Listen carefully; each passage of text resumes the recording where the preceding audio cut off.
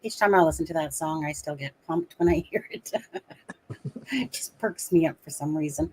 Anyways, yeah, Shelly, you're out there. Anyways, you guys, welcome to the live. Adam, there he is. You know what Princess does. He likes to make the grand entrance. Anyways, I know that there's a big case going on as well right now. And I cannot think of the name for the life of me. The escaped convict in Pennsylvania?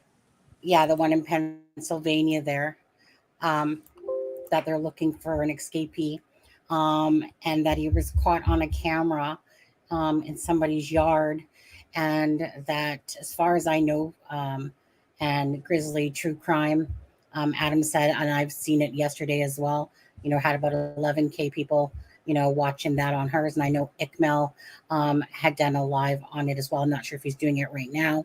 So I know that there's a lot of different cases to me going on between Rex Heuermann, say with Lucy Lepke stuff, with, again, this escaped prisoner, with, of course, Ruby and Jodi and Kevin. And so just a lot going on. So anyways, welcome to the live, you guys. I know that there's not a lot of people in watching right now. Again, probably the manhunt one for that prisoner. I can't think of his name. I can't either. And I know I heard about another case today in Florida. A 37-year-old guy unalived his 16-year-old son with like a power saw. Oh. It's just no apparent motive that I know of. Yeah. There's honestly, every time, honestly, because when you're in true crime, right, there's just an abundance of cases. Like, honestly, every time I'm sitting there even creating a video, there's little pop-ups for Long Crime Network and different ones going on. So yeah, it just feels like there's a ton going on. But anyways, so the one that we're going to talk about tonight, of course, is Ruby Frank, Kevin Frank, and we're going to talk about Jodi Hildebrandt. So let's say our few hellos. Crime Sleuthin had left a message earlier. She had done a live yesterday, you guys. And if you guys aren't subbed to Crime Sleuthin, go check out Crime Sleuthin. She's a really nice lady. Her name is Deb, and she, like I said, she had done a live yesterday, but I really kind of just stayed away from Messenger yesterday. I literally was doing other things. My twin sister was coming back from Mexico, and apparently, so I was like messaging her because I wanted to talk to her. But anyways, apparently, when they got to the airport, they shuttled them off to another hotel because they canceled the flight. Yeah, so she actually didn't arrive until early this morning, and so. Yeah. Anyway, so yesterday was like a bunch of different stuff, but I didn't even want to look at my Messenger at all. Yeah. I was just wanting to stay away from it yesterday. But then today I was like, haul your butt out of bed, and not to talk about food, but I'm going to. But this morning I made like scrambled eggs in the muffin tin cups, that bacon and hash browns and whatever. And honestly, I was going to make pork chops and mashed potatoes tonight. But when you have a big full breakfast, I didn't feel like cooking it. So I was just like, husband, I will make that tomorrow. It's on my list tomorrow. Okay, so again, we're going to talk about this case with Ruby Frank and Kevin Frank, and about, of course, their arrests. And oh, yeah, there's Beatrice. Everyone say hi to Beatrice. Hi. Aw. And hi, GP, Mustang, and Shelly. See you guys in the house. Again, I'm not sure what's going on for lives right now. Drunk Turkey Show, I think, was talking about Coburger. Can't forget about that case, obviously. And just a variety of the different cases going on. So I'm just going to play a quick clip for you guys. Just going to simply add it to the stream. It's not very long, like about a minute long. So I'm just going to quickly do that, and then we'll get into it. Whoops. Add to stream. Get that mad. It helps keep me under control. I sleep with every night. I know. If she sleeps with it every night, she can never sleep. And you thought you had to sneak it past me? Oh, honey, that's okay. Are you gonna cry? She's laughing. Oh, honey, I'm not gonna get mad at you for that. Oh, you can bring sprinkles. Like, instead of crying, you need to use words to tell me. Because I was scared of you because you were being so mad. You gotta. Okay, 1 second. I want to play this little part at the start here. Dad? Listen to what she kind of says. stain is it? All right, Julie. The camera's rolling, so I can't get that mad. Okay, so the camera's rolling. I can't get that mad. It's pretty telling. Correct. So I've watched quite a few of the videos on Ruby. I keep wanting to twist the word names in my head. Jodi, so Jodi Hildebrandt and Ruby Frank. So they were arrested on August 30th. Now, I also was looking a lot at okay, so I went to Facebook and I looked up Kevin Frank, which led me over to Ruby Griffiths Frank. And so I'm just going to present share screen. And I'm just going to go over to this. So this is the family that we're talking about right here. It's they had a channel called 8 Passengers. So, well, let's just talk about that for a sec. So they had a channel called 8 Passengers. And in early of 2023, they basically had stopped uploading to that channel. And everything they seemed to be doing was on the Connexions channel, or Connexions, I've heard it been said, but I'm just going to call it Connexions, okay? That sounds more normal to me. So that channel and 8 Passengers channel have both been taken down by YouTube. So now it was about 2015 is when they started the channel.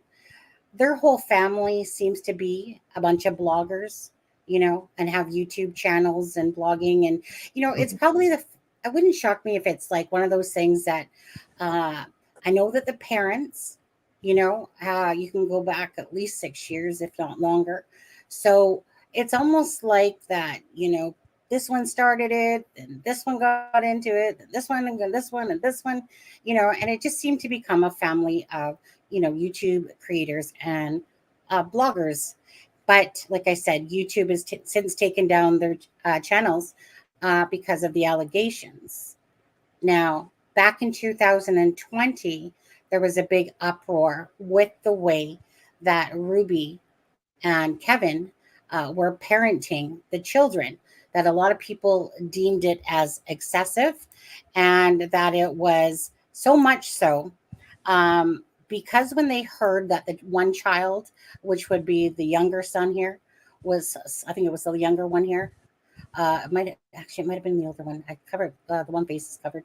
Anyways, that was sleeping on a beanbag for like 7 months. Hi, Sharon. How are you?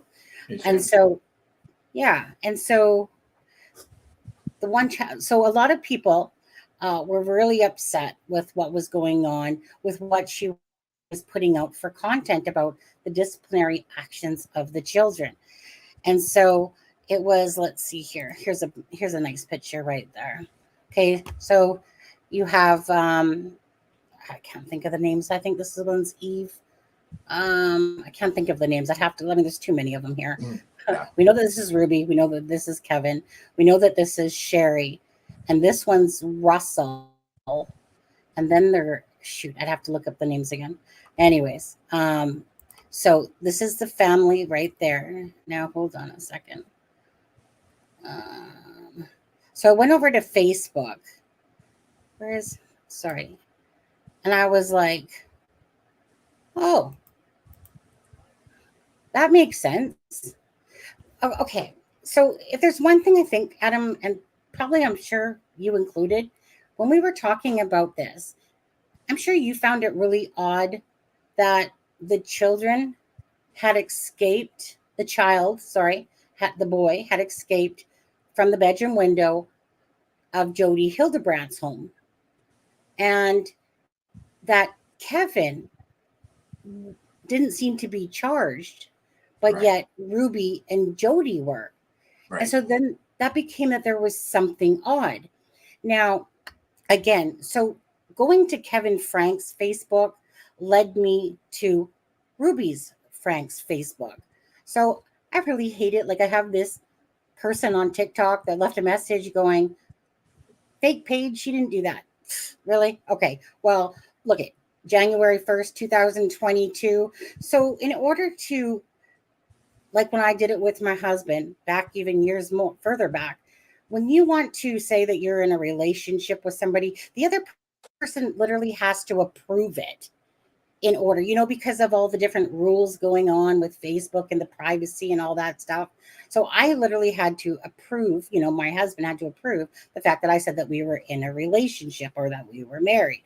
Either or, if anyone can just go over there and take a look and see the other family members that are legitly on this Facebook page. So it's not like it's made up. It's not like it's false news, fake news, or whatever. This is what it says. So this makes sense. And I had the feeling right when I heard about this, because it didn't make sense about Kevin Frank.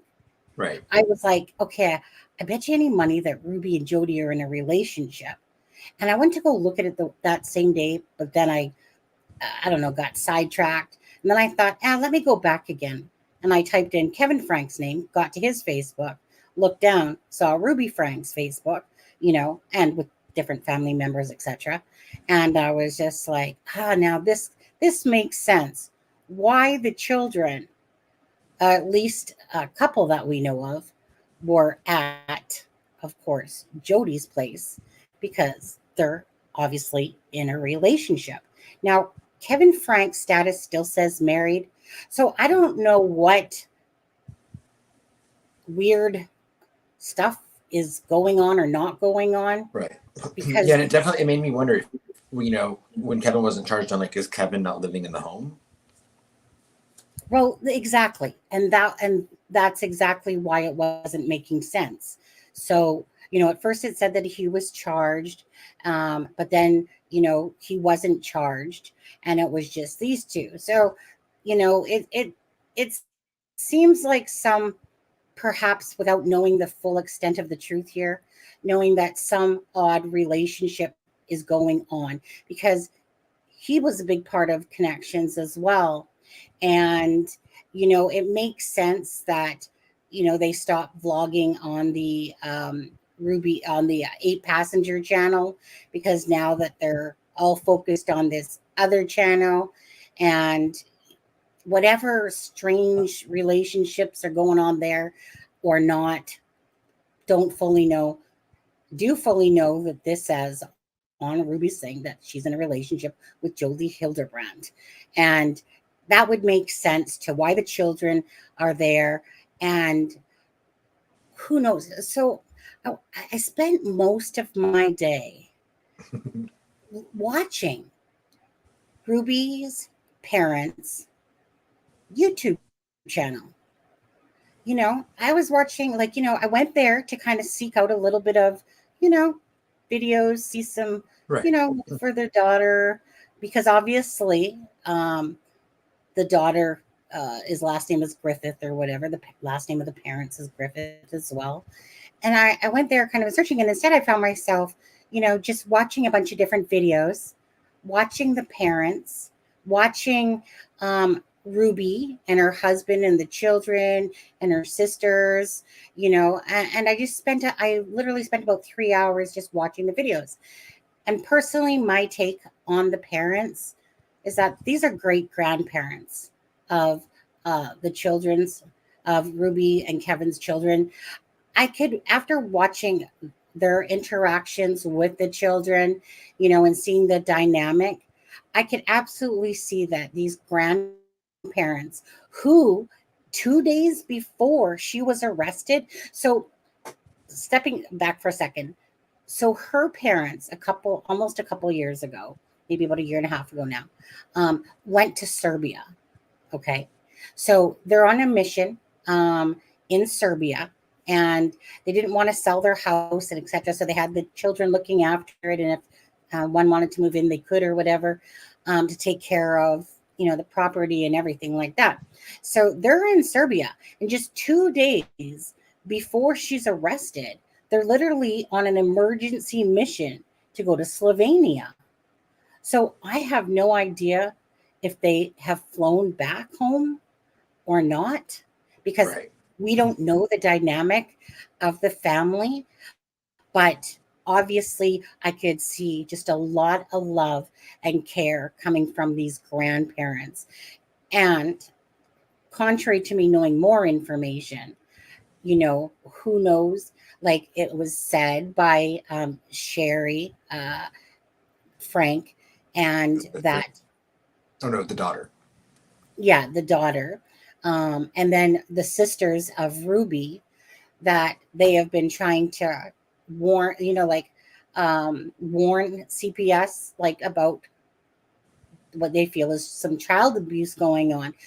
But we don't really know the full story there. And I'm not going to sit there, like, on when we did the live the other day, I was like, shame, shame, shame type of thing on the sisters, because why wait this long? But we don't know the full story there. We like to try to stick with facts. So I don't want to place blame on anyone that there's no factual basis to it. Right. So we've heard that they were trying to report, but we all know that the system is very broken as well. But what we do know, are certain things. And one of those things we do know is that Ruby and Jodi were both arrested, that this child was found with duct tape and with deep lacerations and wounds, and duct tape on his extremities. It said, Yeah. he had wounds, and it's just, so that part is true, because that's why the police became involved, because the neighbor, this child goes over to the house looking for food and something to drink. And then the neighbor, they don't want to be identified, calls the, police. And then next thing you know, of course, the CPS is involved in this case. And it's just so heartbreaking. Anyways, I'm going to let you talk about it for a sec. Just your thoughts. Yeah, I was watching videos because I was really I wasn't very familiar with the family until we did that stream on Friday, and you could see the subtle undertones in all the videos I watched of not even necessarily what was spoken, but those kids were afraid of that mom. And the oldest son struck me because, like, when I was watching him, I was like, this kid cannot wait to get out of that house. Yeah. Oops, sorry. Yeah. Did you make that picture? What? Pardon? Did you make that picture? No, somebody else did. Now there was a person. Sorry, I just need to find my one cord. Give me 1 second here. Very fine. Oops. 1 second. I just need to find my one cord. Yeah, and my other thing, I was, I just couldn't understand, like, why Kevin wasn't charged. So it makes me think he wasn't in the house. He wasn't living in the home. You know. Correct. And I don't believe he was, Adam. I don't But I believe also that know because Kevin. of their religion, I doubt that they look too highly on things like divorce or, um, same-sex relationships, even probably. Yeah. Well, I was going to say his marital status still says married. Her says in a relationship. And, like whatever dynamic is going on there, like I said, like Pandora's box will unfold and whatever. You know what? I think I'm just going to, I made a video not too long ago today, and I think I'm just going to play that out. And then we'll come back and talk to it or talk about it. I think that's just the best way to go, just because, like I said, I kind of put some of the information in there. And then there's a video at the end which shows, Ruby. I only put one in there for now, but of the parents, the grandparents, well, meaning her parents, and what the mom is saying. Anyways, let me just quickly go to that. Stop screen, present, share screen. Go ahead. Oh, I was just Ginger says, "Hell, that sounds like my relationship." Get out. Okay, so this should be my video here. Okay. So I'm just going to force you to listen to it all because I couldn't be asked to skip. Yeah, I think it just kind of starts off near the start anyway. Okay, guys, so we'll be back. This one is, you can see it's 11 minutes and 38 seconds. Okay, guys?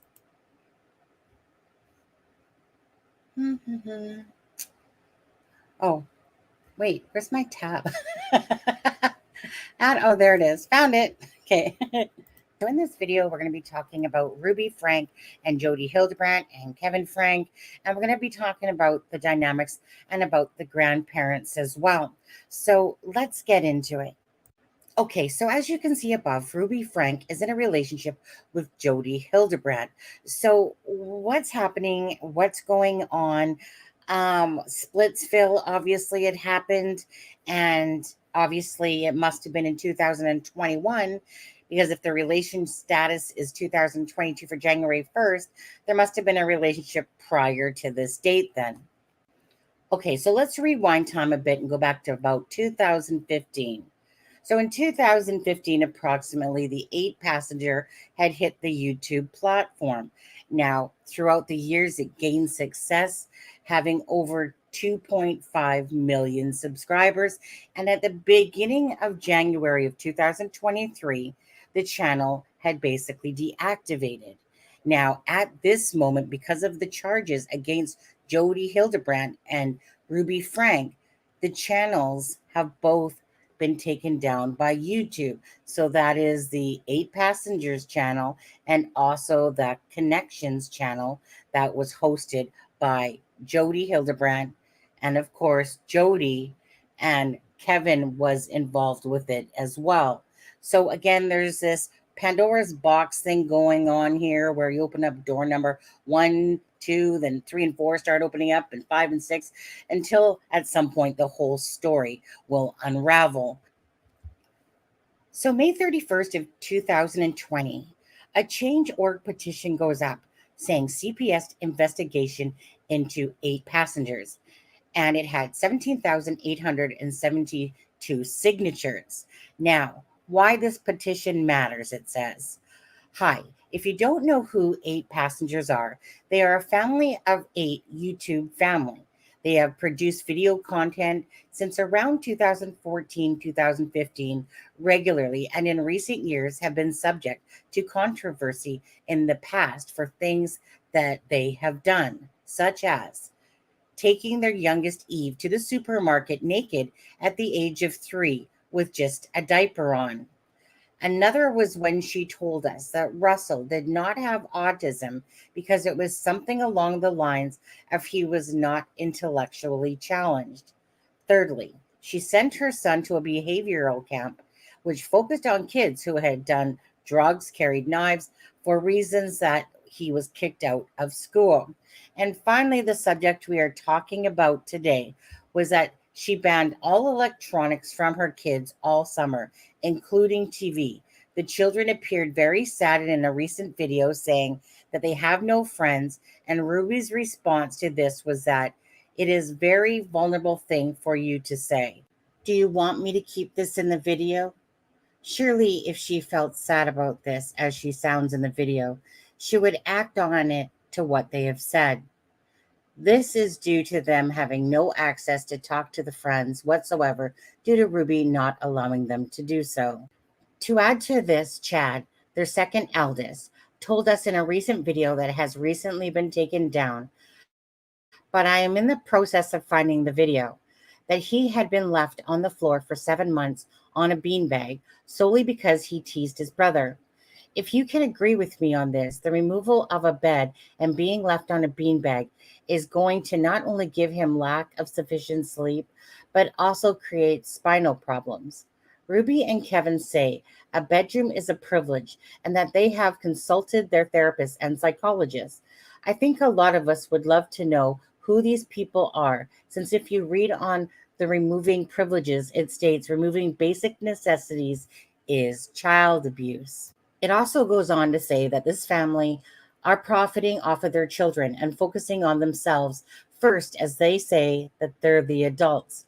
They have furnished their bedroom with a bed frame and a newly furnished bathroom with a $2,000 toilet seat while their children sleep on the floor on a mattress. The family will not allow us viewers to speak, and so as a result, we have taken our own action. We are supposedly triggered and shouldn't be because it's not our kids and we don't live with them 24/7. However, Ruby produces the videos for us to watch, and so we can judge them if we choose to. There's nothing stopping us. Ruby, a couple months ago, spoke about how she shows too much of her life, and now suddenly she's saying we know nothing about her at all. There is more to this petition back in 2020, and I'll put the link in the description of this video if you want to read the rest of it. Okay, so where are we at this moment? Well, on August 30th, Ruby Frank and her business partner, Jodi Hildebrandt, were arrested in Ivins, Utah. Now, the officials also found that Frank's 10-year-old daughter in a malnourished condition at her partner's home. Both women were charged with 6 counts of child abuse last Friday. So the police also said Frank's 12-year-old son climbed out of the window and ran to a neighbor's house to ask for food and water. That the party, which is the neighbor, stated that the juvenile appeared to be emaciated and malnourished with open wounds and duct tape around the extremities, according to the statement from the Santa Clara Ivins Public Safety Department. That upon arrival, the law enforcement observed that the wounds and the malnourishment of the boy to be severe. The boy had to be taken to the hospital due to his deep lacerations from being tied up with rope and from his malnourishment. Now, Frank's 10-year-old daughter was also taken to the hospital. Officials later obtained a search warrant in connection with the incident, and in total, 4 children were taken into care of Family and Child Protective Services. On Friday, the following Friday, Washington County officials in Utah formally charged Frank and Hildebrandt. The charges stem from the alleged abuse of 2 children in 3 different ways: physical abuse, malnutrition, and severe emotional harm. Each count carries a prison sentence of up to 10 years and a fine of up to $10,000 US, in Washington County officials had said. Now, as we just talked about, the vlogger had faced a lot of backlash in the past for her strict parenting measures described on the channel, including her son claiming to have slept on the beanbag. Now, the beanbag incident led some viewers to call local protective services, though Miss Frank claimed to Insider that the incident had been taken out of context. Now, she had also appeared in YouTube videos posted by Jodi Hildebrandt, a counselor and life coach, on her site, Connexions. Now, in such a video posted on May 10th of 2022, Ruby Frank described herself as Jodi Hildebrandt's sidekick and questioned why so many children were suffering from depression. I never expected my second grader to come home and say, so-so has anxiety and so-so has depression, she said. Something is off. Something isn't right. In a second video entitled Guiding Children to Truth, Hildebrandt called mothers to understand that principles are necessary for children to have a calm and peaceful life. According to a report in the Salt Lake Tribune, Jodi Hildebrandt was put on probation for 18 months and nearly lost her license. This is when she was a PO star and therapist and was giving out personal clientele information. Now, Sherry Frank, the oldest daughter, had shared a post on Instagram after her mother's arrest, saying that she and her family are so glad that justice is being served. And then there was a picture she put up, which of her mother being arrested, that said, "Finally, that we've been trying to tell the police and CPS for years about this, and so glad they finally decided to step up." So I wonder what Ruby Frank's parents are thinking about this, because they literally moved to Serbia almost a couple of years ago. And they literally 7 days ago left on an emergency trip to Slovenia. So that was just a couple days prior. So I'm not sure at this moment if they've flown back home, in aid of their daughter, or if they're still in Slovenia. Anyways, watch this video and again, listen to what it says.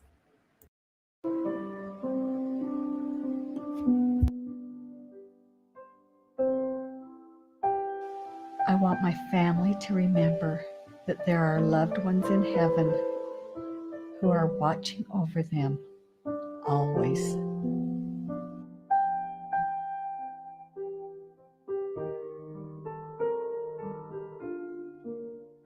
Treasure each other.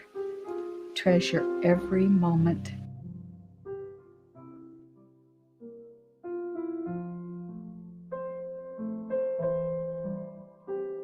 Laugh and sing and play. Someday you will look back and you will say, we were living in the good old days. After watching many of the parents' videos, I can't help but feel very sad for them. First of all, they weren't even in the country. And secondly, to have this publicly. And the trickle effect is going to happen. Let's see what happens with this case as it moves along. But always prayers for the children and anyone that's involved that becomes victims of the tragedy of another person's actions. On August 21st, her parents had put up 13 YouTube creators that were the top ones that she wanted to give shout outs to. As you can see in this list, you see Ellie, Bonnie, Julie, Today's, Task, Matt's Off-Road to Rediscovery, but nowhere on this list do you see Connexions.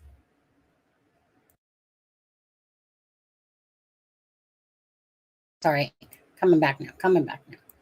All right, so video file. No, I don't want video file. Okay, so that was so sad. Like the parents. Why is my thing all staticky or whatever? But anyways, let me share screen again.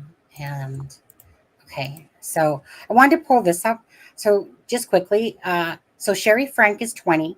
Chad Frank is 18. And Chad, just so you know, that's also the grandfather's name. Abby Frank is 16. Julie Frank is 14. Evie Frank is 9. And Russell Frank is 12. Okay, so that was the children. Whoops, I took us off there. So that's the children's ages, you guys. Another thing that really bugged me, another thing that she had said was that all her children knew that they had to be out of the house at 18 years old. Really? Really? So they just finished school, get out of the house? Are you kidding me? But then, again, there's this video that I watched today from someone, I think he was in England. He seemed to have an English accent, and he said he's been following the 8 passengers and the different storyline of it all. And he was saying that even before Connexions, that you could just see that Ruby had changed, that she was like almost like a completely different person. Again, I guess we'll just wait and see for the truth to unfold. But I watched a ton of her parents videos, and I could see that the way that they were loving their grandchildren, you can always tell with the affection, right? Like they were literally always doting on the grandchildren, love the grandchildren, giving them kisses on the head as they're holding them and stuff like that. And like I said, so they're sitting there on an emergency flooding happening in Slovenia, and I don't know. I'm pretty sure that they probably would have flown back home to deal with this crisis. Like something obviously is going on. Like there's no question about that. The evidence isn't lying about the malnourishment and the the duct tape and the evidence that they found, the rope, the lacerations, and all that stuff. And it's just, Sherry had come out with that picture, of her mom being arrested and saying finally. And yeah, one sec here. I want to stop the screen and share the screen and connections. This is the Instagram, for the connections. And I love this, right? The worth of your child. Let's see. Protecting your child from an abusive partner. Parenting with no fear. Trying to control your family. I don't want to be a controlling parent. Hey, Jodi, where's that arm yet going? Right? I mean, not how my friends and I sit. So, what would you say though? Is your stance, maybe Adam, on the fact that Sherry had said that for years, like that the sisters and that, hadn't really said much, in a sense, but yet they were trying to, obviously they Right. were aware that stuff was going on and that they were trying to alert them. But we do all know that children, first of all, are usually scared to tell on their Of course. parents because they don't want, yeah, anything Right. bad to happen. Especially, I think, when your family is put in the public eye, I mean, these children not only have to be scared of telling, but they're constantly being shown positive reinforcement about the way their parents act because of all of their followers. That, yes, there's people that criticized, but they have 2.5 million followers that, the majority of them, I assume, approved of how they did things, publicly. Yeah. Kids probably thought what was happening was normal until they got old enough to realize it wasn't. I would be curious to know when. I'm not going to say it's all Jodi's fault, but I'd be curious to really know when Jodi, because I think Jodi looks like she immersed herself into this family, and especially Ruby. And I wonder if that's when this real behavioral shift really changed. Was there influence from Jodi, because she was a therapist. I feel like it was. I feel like. So I mean, like, was it really just kind of became immersed in the theories that Jodi held, and that really started to affect the way she parented? Yeah, I'd be curious exactly when, because what was funny was, okay, so in 2012, Jodi has suspension on her therapist license. And again, with the P word, P star star star star triple X stuff, right? She was a therapist. Now, the reason why, again, her license was on probation was because basically she was giving out personal and confidential information to the Jesus Christ of Latter-day Saint Church and to the BYU, which is the Brigham Young University. University, correct. Now, oddly, so funny enough, right, is that that's exactly where Kevin Frank works, is there at the now. In one post I seen that said that he was fired back in May of 2023, and then and then another post saying that that's where his current job was. So I'm not really sure on the truth of that, of if he was fired or not fired. Either way, I kind of raised my eyebrow there because obviously it was at the same place. So at what point did Jodi say come into their life? Because if the relationship was deemed as January 1st of 2022, right, then obviously that that was the date that it was said that they put themselves in a relationship. But when did it physically or whatever actually start then? Because it would have been in 2021. Now, the change org went up in 2020.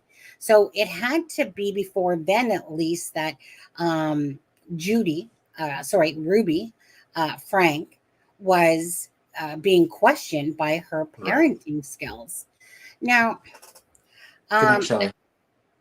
Shelley. Good night, Shelley. Take care. Have a great night, Shelley. Thank you. My like button is lonely. Like button is lonely. Yeah, well, to be honest with you, I was gonna say I was expecting more people to come for this live, but again, there's so many other cases, and I think that a lot of people are like, I'm not even sure how many Grizzly True Crime hasn't heard thing. Like I said, they're one of the main things going on is this hunt for in Pennsylvania for that escaped inmate going on. Little shorty, he's only like 5 foot too. He's like a little midgety man, 5 foot, 120 pounds or whatever. So yeah, so at this time, like I said, we don't have enough information. We know that there's obviously been some abuse going on to the children. It does seem odd, though. Like I was saying before to you, Adam, is that the kids, they might not have said anything to their grandma or grandpa, or who knows, but, sounds like Sherry was saying stuff or, but finally, but again, we don't know what was said. But because that comment was said about we've been saying this for years, in my head I was like, at first when we first did that one live, I was like angry. I'm like, hold on a second, how could this be going on for years and nothing's happened, type of idea. And then but yet all these people seem to know what was going on. But do you honestly feel that it was that way, or what do you feel about that? I mean, I was really thinking a lot about too, when we were talking about the sisters and people really trying to raise the attention to this, it's easy to say, it's easy to criticize them and be like, yeah, they were trying to protect the kids. That doesn't make sense. And I do think fundamentally, you should do whatever it takes to make kids safe. But I'm sure, I know that the father worked at Brigham Young University, but I wonder how much of the family's income really was derived from their YouTube channel. From their YouTube channel. 6 kids is not going to be cheap. Is not going to be cheap to raise, and not to mention in the Mormon faith, it's not even necessarily a suggestion to tithe or to give a part of your income to the church. I mean, you're pretty much expected to. So So you also have to take into account they were probably giving a lot of money to the church. So I would think those sisters and anyone trying to raise flags, they also realize that, if this channel gets taken down, those kids, their lives are going to change because their parents don't have money. So I know that, like I said, ultimately you have to think about the kids' safety first, but I can see where it would be a conflicting thing that all of these people would have to, really kind of battle what, how far to go when you're trying to protect these kids. Not to mention, I doubt they really knew the extent of it. Yeah, exactly. I don't think so either, because I can tell you about, like I said, my own situation, Adam. I'm sorry, I'm just grabbing a picture here. Oh, you're fine. Is that like I've said this before on our live, my mom, to her dying day, she had no idea. Sorry. There we go. I'm back. Okay. My mom had no idea that Dion, the person I was with from 15 to 26, was abusing me because I never said anything. And so, people don't know what's going with the deep skeletons in the closet. So who knows where Kevin Frank fits into all this? Obviously, at this point in time, he's not been arrested, but who knows what was happening between this relationship that's, with Jodi and Ruby going on, and what was happening with the children. Right. Again, so if you have two people that kind of connected, like it, I almost feel like okay, the parents of Ruby, they're not even listing the Connections channel as one of the top YouTube channels to watch. That Right. to me says something right there. I'm sure, as Mormons, I'm sure that they were probably not happy with this situation. But I'm speaking for them, but not speaking for them because I don't know. But I'm just kind of like putting like thoughts out there that the parents, like I said, you would think that they would have put up the Connections channel if they approved of it. Like, why wouldn't you put up? But I'm thinking that the parents weren't too happy with what was going on. I think that probably the sisters, were somewhat definitely aware of what was going, or what they deemed as harsh, um, unfounded type of reprimand to the children. Like, for the time that they took away their devices, Electronic. electronic devices, that wasn't just one child. That was for all the children for all Right. the summer. Like, Right. so And I don't think taking electronic devices away is child abuse. I mean, I think correct, electronic devices are a privilege, a but privilege. it is, Yeah. I mean, I think in this day and age, it's extreme to take away the devices, Of for the all of them. for months and months. But plus, kids would be a Well, lot more annoying if they didn't have their devices every once in a while. I was gonna say, like my thing with my son was always, you know, I'm not going to spank you. I don't believe in spanking. I'll make that loud and clear. I do not believe that that suits the crime of, I don't think that spanking a child accomplishes anything. Trust me, I had the belt for no reason. I've been spanked. For me, that's just abuse, pure and simple. That doesn't make you stand in line that, your kid should not fear you in that way. Now, with Matthew, my thing was, is that I'm going to take away the most favorite thing that you like to do. And that's going to be your punishment. Whatever you like to do most is what I'm going to take away from you. Now, I wasn't an overly hard on disciplining for sure. I mean, when you have one child, it's just like kind of a pushover, really. But you have to teach your children boundaries. You have to do, like, my mom would ground me for a month over something small, you know, and I'd sit there and look out the window like a freaking lost puppy while my twin sister is outside playing. Now, so I agree that, with when it comes to the devices, like all of them, though, that says something. Like when you put it in context with the rest of what she's saying, it tells you right there that to me, she's like way beyond the scope of what, say, a typical normal parent would do. If it's one thing, if it's one child, but when you know that it's all eight of them, or sorry, all six of them, that all of them did what wrong that they deserved all of them to have. And then you hear her say things like, remember, well, let's listen to this again. Okay. It helps keep me under control. Hold on. What kind of stain is it? All right, Julie. The camera's rolling, so I can't get that mad. The camera's rolling, so I can't get that mad. And that Like, cackle. yeah. Well, that tells me right there, you're a fake. Okay. You're trying to portray then this false image to the public than what you Right. would really do.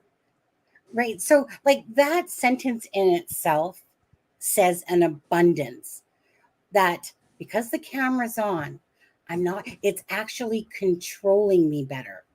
Right. Well, I mean, and look at that kid. with I know. look how tense the shoulders are and holding that bag like. Oh yeah, well. I mean, let's listen to it some more again. It helps keep me under control. I think it's every night. Now this child feels like she has to sneak this toy in because she thinks that her mom is going to be mad. Right. Okay, but And that's and just to watch this child's like the way that she transitions from this laughing to like automatic just bawling bawling. because she's so afraid. It's almost like relief, like, oh, okay, mom, you're not going to get, whatever, because she's obviously very aware of something as simple as taking this animal with her is going to cause her to probably get into trouble over taking an animal with her that she felt like she needed to hide it. Why would a child feel like they needed to hide something? Again, it goes within context of the entire things that we've watched of her videos. Like, Yeah, she sneaks it every night. She can never sneak And you it thought out. you had to sneak it past me? Oh, honey, that's okay. Are you gonna cry? the kids are older. Oh, honey, I'm not gonna And then- get mad at you for that. Oh, I'm sorry, but honestly, when she says it like that, oh, honey, For I'm that, not gonna get mad at you for that. she's like, as I film. Yeah, I know, right? Yeah, but because the camera's controlling how I would normally react on there. Yeah. And Mustang, they're like all their children. So, Oh, yeah. you can bring sprinkles. Like, instead of crying, you need to use words to tell me. Because I was scared of you because you were being Because I was scared of you. You gotta So the daughter's saying she actually just said a little bit more, something like I was scared of you and you were being mean, whatever. That little much. I think she's funny in all the videos I've watched. Yeah. This little girl's. I can't remember her name, but she's funny. Mm-hmm. Right. Well, I mean, let's go back to that for a second. Stop screen, share screen. Let's go back to Instagram here for a second. When I remember clicking why I left Passengers 8, it says I was a disconnected parent for many years. Learning to be honest, responsible, and humble changed my life. Apparently not. When you learn to live by principles of truth, you and your loved ones can experience true connection too. Obviously she didn't learn much there, did she? No, Right. She's saying she was a disconnected parent. Well, that would make sense to how she, in a sense, is treating her children, to be honest Right. with you. Hey, Mustang. They're all their biological children. Yeah, exactly. And so, for me, like I said, do not harm the children.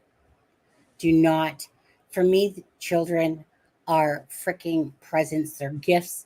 They, what bugs me most, Adam, and I know that you don't have children and you have a niece, and that could you ever picture harming that niece? You know what I mean? When you look at that beautiful girl, could you ever? No.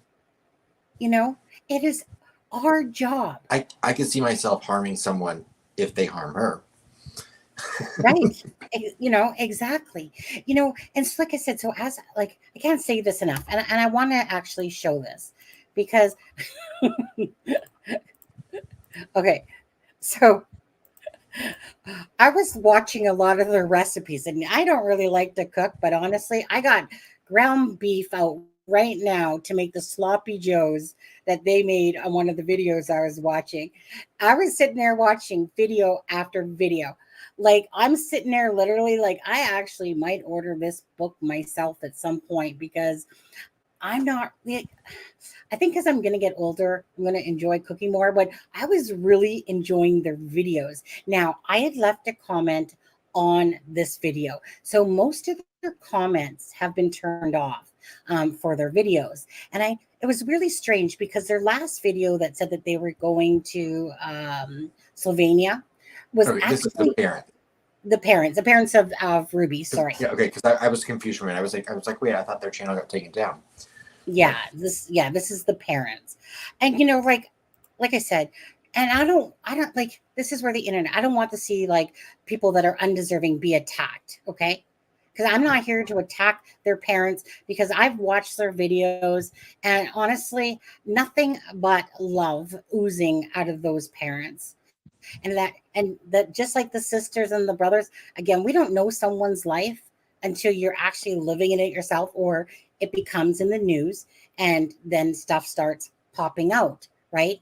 So we can't really judge the sisters, the brother, the parents and that, because of, say, Ruby's actions. Now, it would be different if they were trying to hold back information, knowing. But for me, as I'm watching these grandparents and I'm watching their interaction with, like I said, well, the grandchildren as they're holding them, the Christmas videos and everything, after a while, you know what I mean? Like with Ruby, for instance, okay, so she's one of those ones that she's saying so many things in her videos that she's literally getting people to kind of attack her for her extreme, say extreme, like we're talking about the punishments, extreme punishments, you know.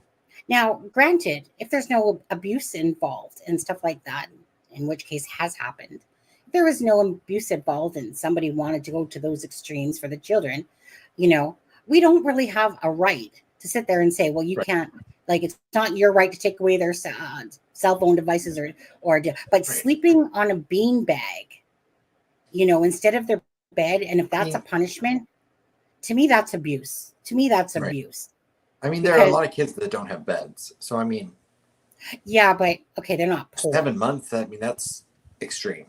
Okay, if you're living in a poor household and that's all you got is a beanbag, huge difference than this house that's $775,000, in whatever it was called, Springville, and you're punishing your child for 7 months or 7 to 10 months. It said 7 months and it said 10 months. Either way, because the child had, like I said, did the video and talked about it himself.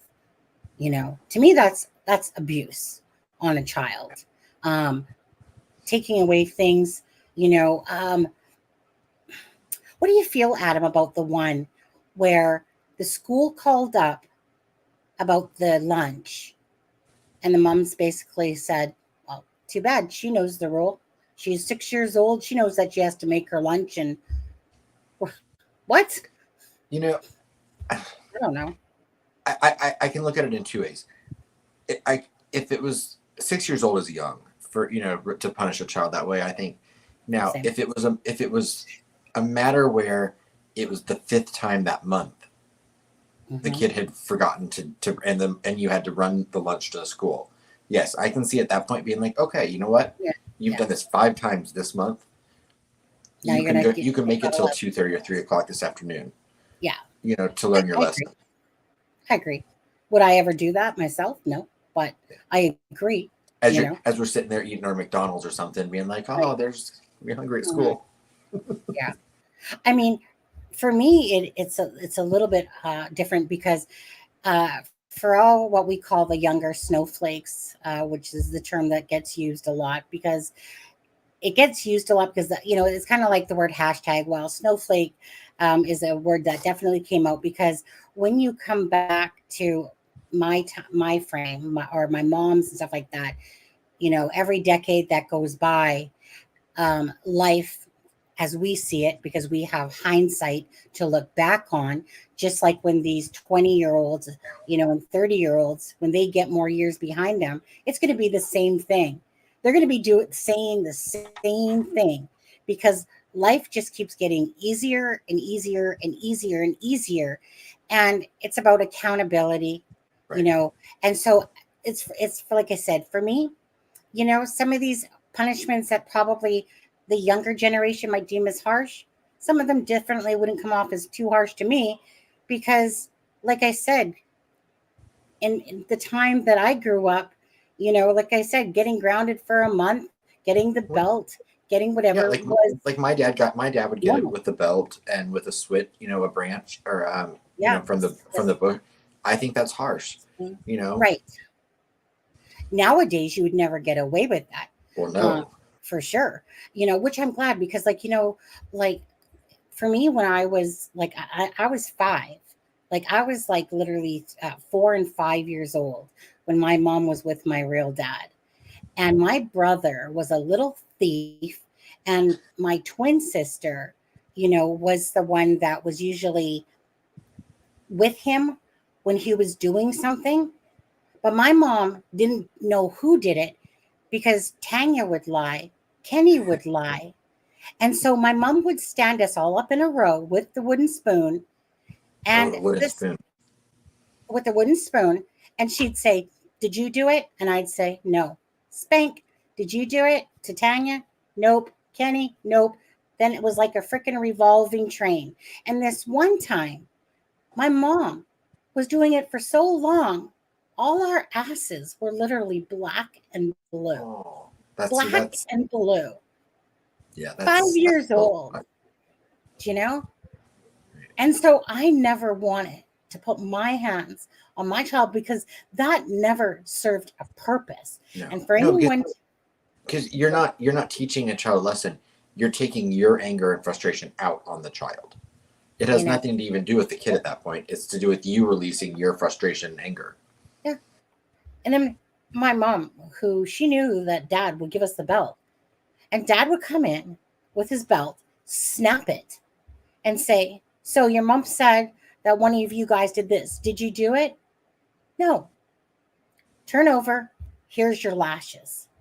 I would literally sit there at the top of the spindles, the little wrought iron spindles, put my legs through the bottom, and I'd just sit there and start crying. And then my mom would say, "When you knew that you didn't do anything wrong and you were getting black and blue butts or the belt for it, and I never deserved one of those. Not one time was I involved in any of those times that my mom would stand us or my dad would come in with the belt. Not once, And that's what pissed me off was that Yeah. it was not fair, it was undeserving, and the punishment didn't suit the crime to me. Sitting in a corner for a half an hour or an hour, okay, fine.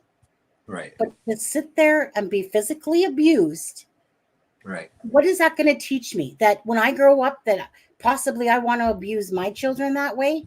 That's to Yeah. me what it teaches me. I'm sorry. I do not Like, believe in putting your hands on your child. I don't at all. like I got spanked as a child, but not often. Like I can probably less than a handful of times. But I do remember I went to a religious school, and the teachers could spank us. It was called like corporal punishment, and Yeah. in the principal's office there was a paddle that hung on the wall in the principal's office, Mm-hmm. and I know that my parents at the beginning of every school year they would write a note saying that that the teachers, no one was allowed to spank me.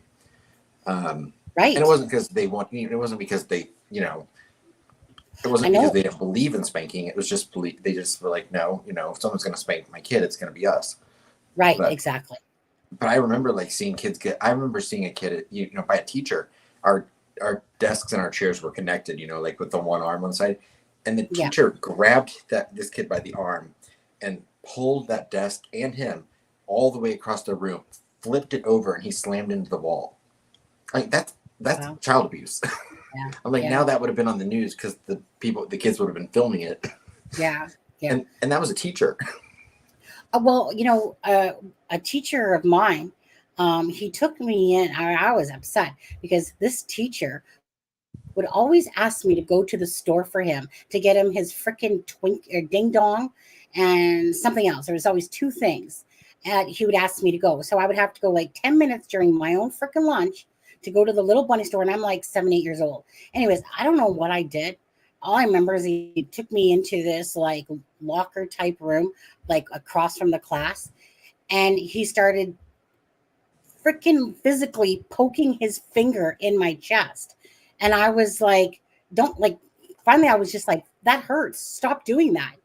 And he was like, well, you need to listen and blah, blah. I can't even remember what it was about. All I remember was how much it hurt because he decided that he was poking me in the thing. Now, back then, honestly, like my mom. So if I told my mom would call up school and be like, don't ever touch my kid again. Right. Like she would, like my mom, she wasn't like, I don't want to say she was like abusive, but obviously my mom, her freaking fist or hand would come right across your face if you looked at her the evil way as you were talking. But she wasn't like, I don't want to sit there because that's kind of how things were back in the day. A kid got a lashing, they got a belt. It was just what people deemed as normal punishment back then. But would I call her abusive in a sense? Well, nowadays you would call someone like that abusive. Back then you wouldn't. But it was the kind of the same thing. Don't put your hands on my kids. Thank you very much. That you're not their parent. I'm their parent. But yeah, like so. I mean, I think after my mom made our butts black and blue, like besides getting the cuff across the face, I think my mom really felt bad because our butts were literally black and blue. Like to sit on our butts was so sore. And like I said, you're 4 or 5 years old. I could never imagine doing that. And if anyone ever wants to go toe to toe with me on a chat on a live about freaking spanking their children, I will go any day with you of the week because there's nothing to me that ever justifies you putting your hands on your children to sit there and abuse them in that type of manner. There are so many other ways. But the thing is that some people are saying like, well, in order to do that, like basically like, well, that made me learn my lesson. Well, imagine if that wasn't involved in it, the spankings and the belts and stuff. You And can learn and your lesson without that. right, exactly. Right. As a mother for me personally, okay, whatever people do in their own homes and whatever, or whatever they deem as their punishments or whatever, but you'll never convince me ever that putting your hands on the child is the right thing to do. I spanked my kid once. Okay, he was 2. I gave him 3 spanks on the butt. He looked at me and he started bawling. And I felt like the most horrible mom ever watching my little kid's face sitting there, all bubbly. And the only other one thing that I ever did was once he was Matthew wasn't listening and he was sitting down at the island in the kitchen and I was yelling at him. I'm like, like, why aren't you listening to mommy? Blah blah blah. Okay, so the first day of kindergarten, my kid must have been stressed out because just as we were about to leave, he got a bleeding nose. Now Matthew never had a bleeding nose ever, and then the first day of kindergarten, he gets a bleeding nose. So that was the only other time that I seen him have a bleeding nose. That he must have been so stressed out because I was yelling at him because he wasn't used to me yelling at him. But this day, and I'm going to take accountability here because when you're mad and you're just so mad and you have to calm yourself down, but yet I had already got him so upset that I literally, his nose was bleeding because he was stressed out because I was yelling at him. And as soon as I seen that, I was like, oh my God. And again, never, never, never, never, because I never wanted to be that parent ever, ever. That would make my child feel ever scared of me or feel like he couldn't talk to me, Right. and stuff like that. So it's really hard on me, cases like this, when you hear of what the police department is saying about this child, that the police officer was so upset himself looking visually at this child. Yeah. You know, you got my gander up when you talk about hurting Right. children. Right. Especially when you're making a living off of raising those children, and what a great family you have and a great parent you are, and what a controlling, what Well, yeah, you are. the hypocrisy of it all, isn't it? Yeah. Oh, I just like honestly, like it's it's so disgusting to me to sit there and be preaching about family and and all this stuff and how to be a good parent and how to discipline and how to do this and how to do that and etc. And all right. and you Look how well uh, behaved my kids are. I I don't let them sleep in the bed. Don't let them have devices. Oh, and I duct tape their hands and legs. Yeah. Right. Like that's, do you know what I mean? So it makes you wonder. It makes you wonder what's going to come out of all of this in like Right. once, you know, as this goes forward. If he's not brainwashed, think of like Chad, who's 18 now. And the 16-year-old. Think of the how long those kids have gone through this stuff, and they're old enough to to really know that it wasn't right now. You know. Mm-hmm. Like I thought Chad was still 17, but I think you said he was 18 here. It says that he well, according to this article, it's saying He probably just turned 18 this year. he could have, exactly, you know. So And the kids are with Kevin now, right? no, I don't know. Oh, they're not. As far as I know, they're with CPS.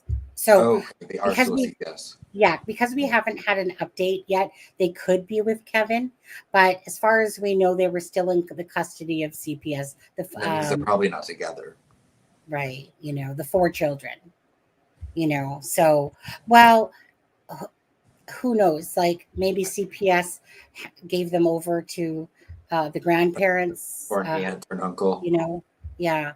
Hopefully. Hopefully.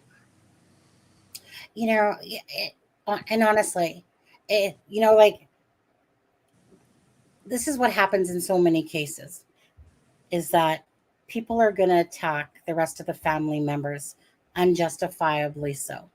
Right. They have not committed any crimes besides being the sibling or the parent, you know, of Ruby or whatever, of Jodi Hildebrandt herself.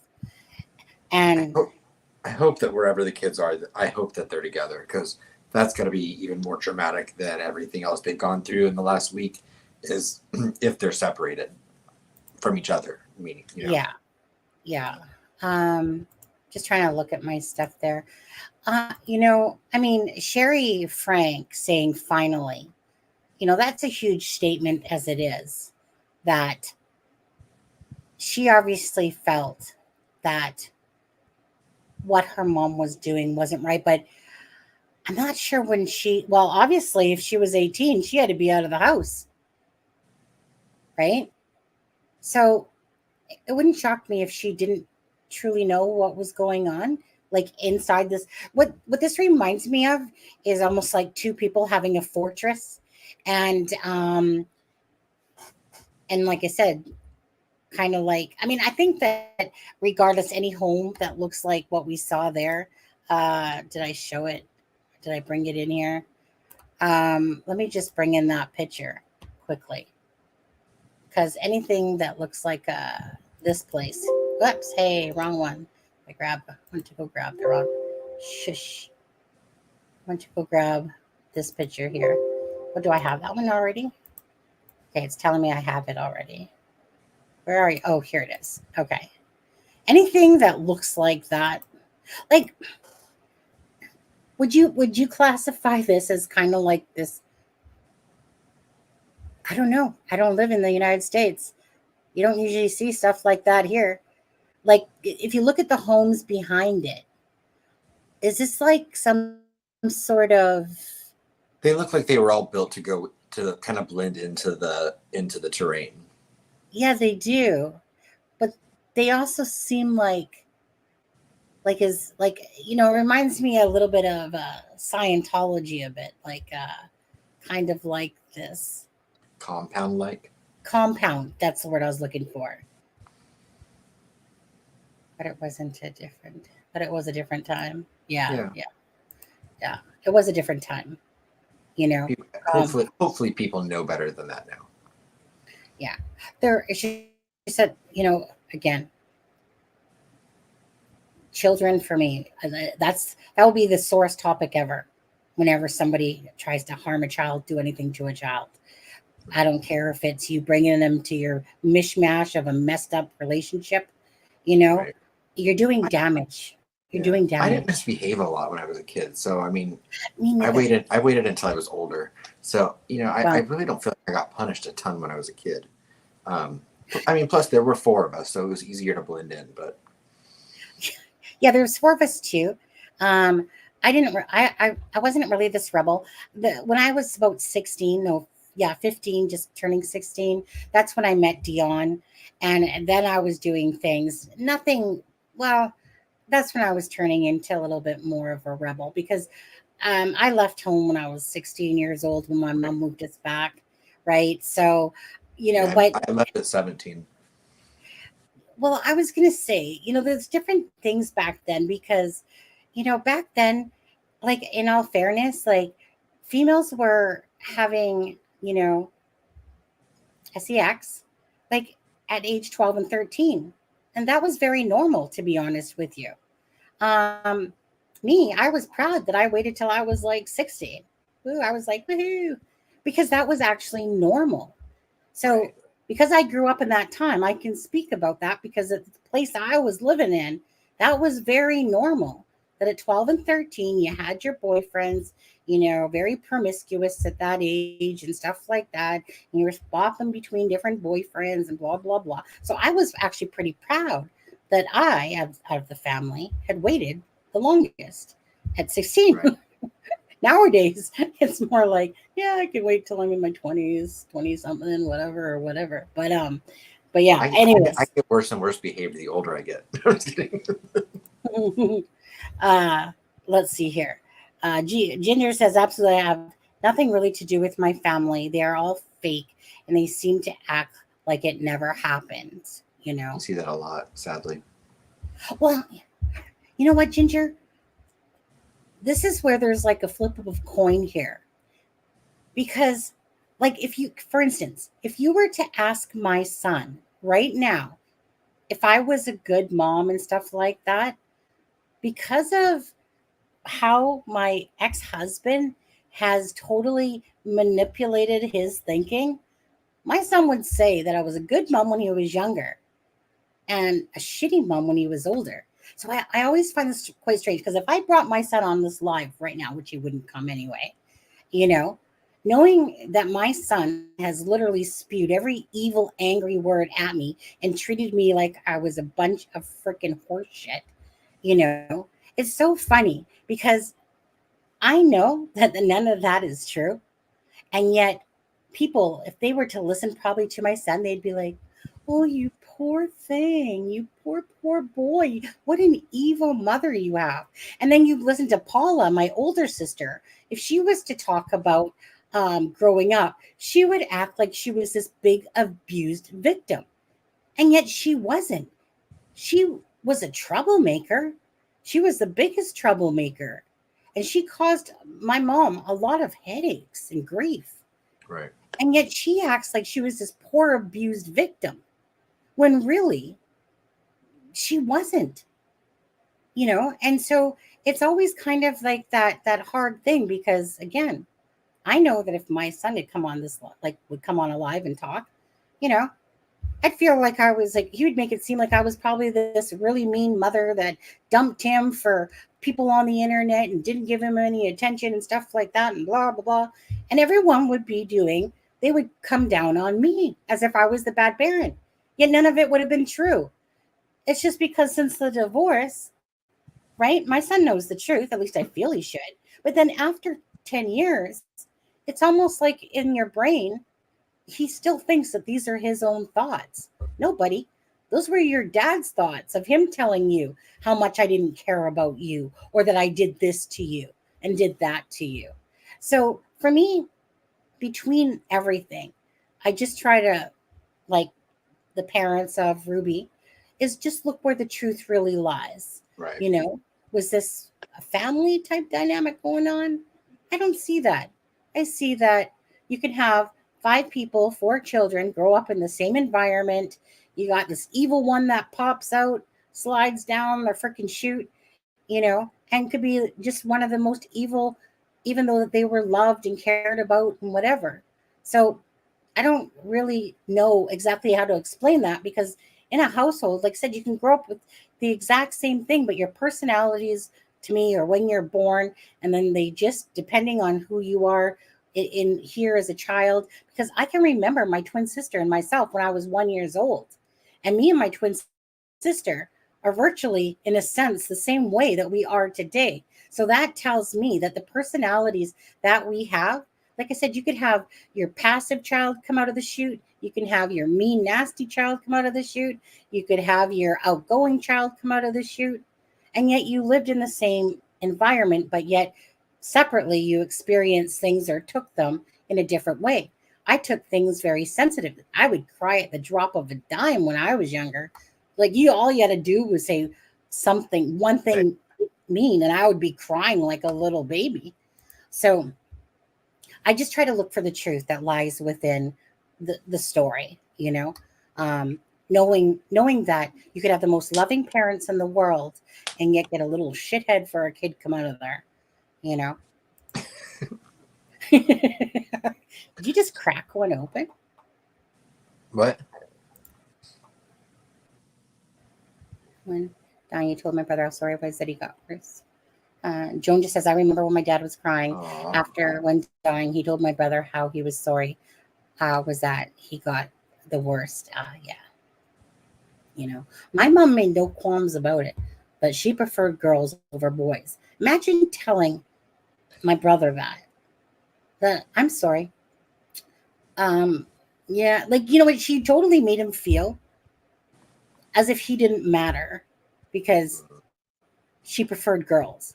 Who says that to your child? You don't say that crap to your child. Especially these days, you might wake up the next day and they decide they are one. I'm kidding. Right. Because my Just brother kidding. always felt like the black sheep. Paula will classify herself as the black sheep. I personally just never cared. I watched my mom favor my twin sister and my older sister. I didn't give two rats butts about it. You know what? The only time I actually started caring about that was when my ex-husband, Steve, kept saying, don't you notice how your mom doesn't seem to do anything for you? And he kept pointing all this stuff out. And I was like, oh, well, I guess now that I'm thinking about it, never thought about it before because I literally didn't care because I already knew it was like I already knew my mom favored certain ones in the family, certain grandchildren, certain children. I was just that one that was like, whatever, I'll take the leftovers. I'll get what I get, you know. And I always knew Right back. that that I would gear my own life how I wanted it to, when I got older. And that's exactly what I did. I didn't go, oh, woe is me. My mom didn't love me enough, hug me enough, blah, blah, blah, blah, blah stuff. I was just like, you know what? Well, my mom didn't give me, which, she was still a good mom, but she didn't give us a lot of love and affection. But then her mom didn't do that either. But I wanted Matthew, and I was not a hugger. I didn't even like people coming around to hug me. It was like, get out of my personal space. I literally would have bad anxiety when it was time to say goodbye and knowing that someone was going to hug me. Hated it. And then I turned out to be the biggest hugger ever. I'll walk around hugging anybody nowadays, Yeah, I just didn't want my son to ever feel like he wasn't cared about or loved enough, you know. Um, and this is why this story for me is like I'm not really caring that. I mean, yeah, I care that some escaped prisoners out there, but there's enough channels covering that and stuff like that. What hurts me more than anything is children. I got locked up at 11 for running away. Paula used to do always that. One time I ran away because my mom was taking us to my stepdad's parents' house, and I didn't want to go because they were always nice to Tanya than me, and Tanya was the shit. Love you, sister, by the way. Not the older one. That one's Satan. Yeah, don't love that one.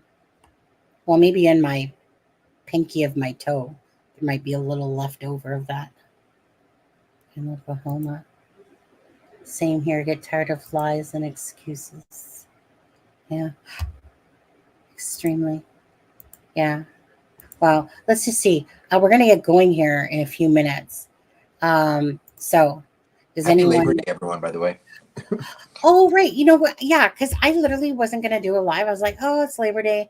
But then, I wanted to talk about this case. Just because, again, of the parents, I'm not sure. But I wanted to really express how, after spending a lot of time watching their videos, one, I greatly enjoyed the recipes, and two, um, I just really wanted to see the dynamics of the videos because there's a lot of videos there with Ruby Frank and her husband, Yeah. or ex or whatever, husband still, Kevin Frank in there. And I really just wanted to see, and to be honest with you, in any of those videos from 4 years ago that I was watching mostly of, I have to go back and watch more.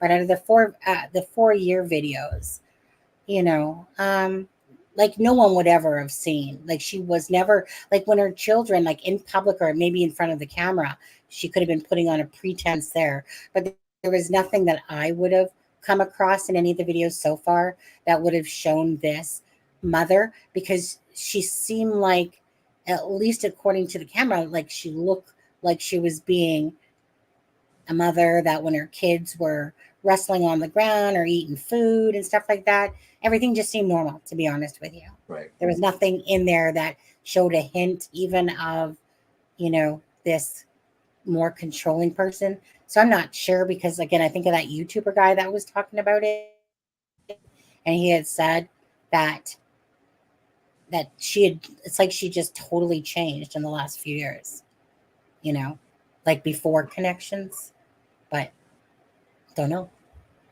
Don't know. Yes, it was. So that's why the whole in.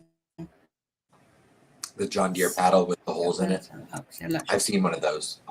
Oh, So again, it would have the holes drilled in it because the air, it would move faster and it would hit harder. yeah. Like I said, That's why those little nowadays, switches hurt too. yeah. I always, I always remember, I was looking after this kid when we had moved out to Calgary, and one of the ladies at my mom's bank that she worked for needed a babysitter. And I remember this kid was just a little shit. It was just a shit. Anyways, few years later, right? We're talking probably, I don't know, 4 or 5 years later. I see this little kid, the same kid, and I'm coming down the C train, because it's like when you get off the ski train, you have to go up the escalator and then down the platform. And I'm coming down. And I was like, hey, I remember you. Literally gives me the freaking bird and it tells me to F off. And I'm like, yeah, you're a little shit then, and you're a little shit now, obviously. But he was just a troublemaker. Like, I just remember he was just, how some kids are just troublemakers? This kid, I wouldn't be surprised if he's not in prison, to be honest with you. You know, like the kid, but that's what I'm talking about. He came out down that chute just like an evil little stuff. I don't know what you guys all think on that, but I absolutely believe, if I can remember from when I was 1 year old, and the traits of me and my sister, and that knowing that they're still the same to this day, of who we are, the differences in us. If I can remember that, that makes me believe that when you come down that pie hole thing, that you're literally, have you already have a set kind of personality. And then, depending on what stuff and environment goes on in your life, either brings that out. But I truly do believe that there's just that kids will come out passive, outgoing, though, that they're already almost like, it's in their, whatever you want to call it, it's in their uh, brain cells, in a sense. What do you, Right. brain wires or whatever. Do you think that yourself, Adam? When Well, it comes to I don't think always. I think, but I mean, we know psychopaths are born, and I'm not calling everyone that misbehaves a right, psychopath, but yeah, I think we definitely are born with certain traits that like crossed wires when they're born here, or yeah. like I said, because But then you again, can I see, do think a lot of times, I do think a lot of times kids are just shaped by their surroundings I as think that well. that is part of it as well. But I think that if you're kind of got an evil side to you, that's going to kind of shine through. And I think, I don't know. I get, like I said, for me, I get confused on that, because I don't know. Like what goes through my head is honestly like my son. Like, how do you, like, I was just saying this to my husband the other day. Like, how do you love a child so much that I knew it was my job to give him the best upbringing that a child could have. Like, I don't know how to express that. And then for this child to literally turn on you like you're the worst person in the world. And I know his immaturity back then and the help of his dad, and that they call it parental alienation and stuff like that. But I always thought, Adam, that the goodness inside that I taught him would outweigh his dad's evilness towards the anger, Right. during the divorce and stuff like that. I could never find it in me to be like that. I don't care if we're getting divorced or not. I could never be that evil to sit there and try to turn a parent on the other parent. It's one thing if it would be a whole different story if the person is abusing, and not to let your son be with someone that's abusing him and stuff like that. I'm just talking about in the general sense of typical parents and whatever, and I just think of the evilness that my son turned, like how it's like watching a Jekyll and Hyde. And in my brain, I'm like, well, first of all, I'm like, well, like, what lesson are you teaching me 10 years later, Right. type of thing. But it's like, I just as a caring person, I think to myself, how does one treat their own mother with that type of hate, in a sense, knowing that it's a lie, and yet they find it in themselves. So I just never saw, I have never seen that caring son that I raised kind of come back yet, you know, hoping that one day it happens. That he does come back, and but I always felt like no matter what, that if you love someone, strong enough, good enough. But I don't know that that necessarily is the truth. Like, meaning if a child is, like, not meaning my son at this point now, but meaning if a child is born and they just kind of have an evil spirit about them, and you see a lot of parents, I've seen a lot of parents that are good parents, and then there's always that one child that's a little shit in the bunch, that You can usually bottom out. I know. It's It's like, I mean, it's like when you're a kid and your parents just instinctively are like, you're not playing with that kid. yeah. Anyways, you guys, yeah, you know what? I mean, I could easily give more information, but I think we've done enough. It's a 1 hour and 33-minute mark. But thank you guys that actually did come and watch and join us in the live tonight and talk Yeah. about this case. There's a few cases that I'll be following. I do want to see, after I get off here, I want to go check out that guy in Pennsylvania, just see That's if there's an exactly what I was update. gonna say. As soon as we get off, Yeah. I think I'll go look to see if that guy got caught or not. Yeah, just see if there's an update. I mean, it's kind of like they got planes, drones, all this stuff. Well, They I watched sound the video footage of him coming out from that bush, and I was like, he's so little. I was like, we'll have to call him Littlefoot. right. He's probably hiding underneath a mushroom or something like that. Oh, and there's another story right there. That mushroom, like the With the mushroom lady. mushrooms. Yeah. Yeah, I was watching a whole documentary on that the other day. I'm confusing my own brain, because I'll be Yeah. sitting there lying in bed watching all these documentaries, and I'm being like, oh, I should do a video on that. Oh, I should do a video on that. And then I get up to go make a video, and I can't for the life of me seem to put a video together without it taking like 6 hours. And then I have gone, I'm just going to go back to bed, have a nap or something like Right. that. Like, seriously, my mind is a little bit mush, because it's kind of like, where it's because I'm not a very organized person. And so in my head, I'm kind of like, well, what do I want? What story am I? What do I don't know. you know? So at the moment, my brain just it's going, this case, that case, this case. No, I want to do a video on this. And it takes a lot of time to gather the information. I'm really disappointed in my Lucy Letby video because I spent 4 and 5 days on that video, right? Everyone else is fun. I just find it amazing. That's a well crafted video, that video that has just over 200 views. And yet you see these shit videos for the same thing that have 30K, 36K views. And you're looking at their followers going, well, they only got like freaking 3.5K followers. How did they get 36K? Yeah. So I'm very disappointed in that video. Hopefully at some point it picks up because it was a really, just laid out fact video about Lucy Leppy on that one. So hope it's not a burnout. But I mean, yeah, anyways, hopefully it picks up. It just if it hits the algorithm at some point. I mean, I've seen that with freaking the TikTok videos, right? Sit there and all of a sudden, like a week later, it was like, boom. I think that one, Adam, I don't know why people were so interested in that one, but it picked up that one day. But it seems to have kind of capped right now at about 131K, off the TikTok, whatever. Yeah. I've actually enjoyed making a couple TikTok videos lately. They're fun. Yeah. Oh, okay. Yeah. 1 second. I'll just show you one that made me laugh because it did. It's just mine. Hold on. It's this one. Baby, did you know that there's a sucker born every minute?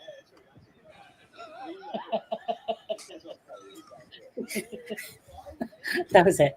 Any words? Go away. Go away. I need a drink. No. I don't know why the screen's doing all that right now, but whatever. Okay, mate, here we go. We're doing like that. Anyways, but yeah, I bought him a bag of suckers and he just happened to put one in his mouth. And I had just literally gone out there with the phone and I was just like, I don't know, just all of a sudden. I was actually going out there to film the cats, and then also my husband put that, and I was like, oh. Sonny, a channel named Jordan and McKay did a 3-hour live last night. Yeah, I seen them. I vaguely seen their channel today. If I'm not mistaken, because I remember the video that I was watching was from 7 months ago from those same two people you're talking about out back. And those ones were like taking basically a piss on the channel. Just because they were obviously in total disagreement. It was actually quite comical watching it. Was it the burnout man? Oh, that's a different. I think that was something, I don't even know. I seen something about a video or a thing with the burnout man. But nothing we're talking about. Jordan and McKay talked about eight passengers. Yeah, I know it. Only because I came across it. I just happened to come across. I've never heard of it. But anyways, you guys take care. Have a great night. Have a Thank good you night, guys. everyone. Yep. And we will see you. When we see you. Well, we'll see you Friday for sure because that's the Delphi night. Okay. So we'll see you for sure then. This is Sunny Justice and Aspen Connor from It's a Crime and Shame, wishing you all a good night.